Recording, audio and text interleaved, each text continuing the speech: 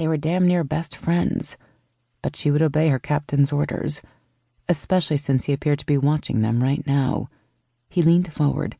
"Jaime, there's something you're not telling me. I can see it in your eyes. Hell, you never could lie worth a damn." She gave him a forced smile. "Vacation." Then she glanced toward the captain's office. "I'll explain later," she whispered. "I see." He too looked the captain's way. "So when does this vacation start?" "I'll know tomorrow." He frowned. "You're not in any trouble, are you?" "No, not yet, anyway." She stood and grabbed her backpack, shoving a few personal items inside. Then the file. "What's that?" "Nothing." He nodded. "You're leaving already?" "Yeah, I've got some things to take care of. I'll be in early if you want to get in a workout." "Sure. I'll blame you when Amanda wants to know why I'm leaving her bed early," he said as he leaned back in his chair. "As if. I happen to know that Amanda is not a morning person, and she'll most likely thank me, big guy, for saving her from your advances." "Very funny, Hutchinson. She likes my advances." Yeah. She walked away, then tossed over her shoulder. "See you in the morning." Chapter 3. It was unusually warm for early September, and dry. Denver hadn't seen a rain shower in more days than she could remember.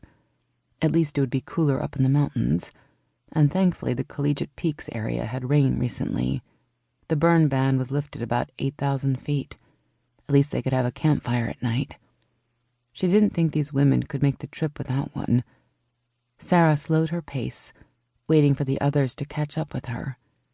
She had been pushing them harder the last week, trying to get them into good enough shape to handle their 2-week trek on hiking trails, and she thought they'd be fine. All but Sandra. She would have to keep an eye on Sandra. "It's hot, Sarge," Abby panted as she came alongside Sara on the jogging trail. "I haven't sweated this much since I went on a walking tour of Atlanta one July." "Ms. Michaels, maybe a break?" Sara stopped and allowed everyone to catch their breath, hiding her smile at the use of the nickname they'd given her. Sandra was several yards behind them, still struggling to keep up. "How you doing, Sandra?" "I'm coming." Sandra Kellum was the oldest of the group and the most out of shape. But in the 10 weeks they'd been training, she'd made progress, shedding nearly 20 pounds. Unfortunately, she could stand to shed another 30. "You'll be fine, Sandra. We'll take it nice and slow on the trails." "You keep saying that," she panted as she bent over at the waist. "Don't worry, Sandra. We'll all help," Abby said. Sara stared at the group of 10 women, all of varying ages and backgrounds, all with anticipation on their faces. They wanted to change their lives. In the 3 years she'd been doing the program, she always felt a sense of accomplishment in the 10th week, knowing that the counseling sessions were over and their 2-week sojourn into the mountains would mark a rebirth for them. But for some reason this time she felt uneasy.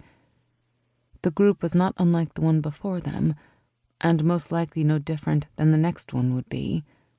They all came because of the same circumstances. They were overweight, or they were unhappy in their life, unhappy in their job, unhappy in their marriage. Most of them lacked self-esteem and confidence, and nearly all of them simply wanted a new outlook. And in only 10 weeks they changed from timid, unhappy, overweight individuals to confident, independent women, ready to face the rest of their lives. But this time something wasn't right. She shook off the feeling, telling herself it was just the recent visit she'd had from the FBI. Well, she was used to threats, mostly from her father, but still, she was used to it. She would not be intimidated. She was accomplishing too much to stop now. "Okay, ladies, 1 more mile and then we're done." Her announcement was followed by a chorus of groans, and she headed down the trail in a fast jog, knowing they would follow.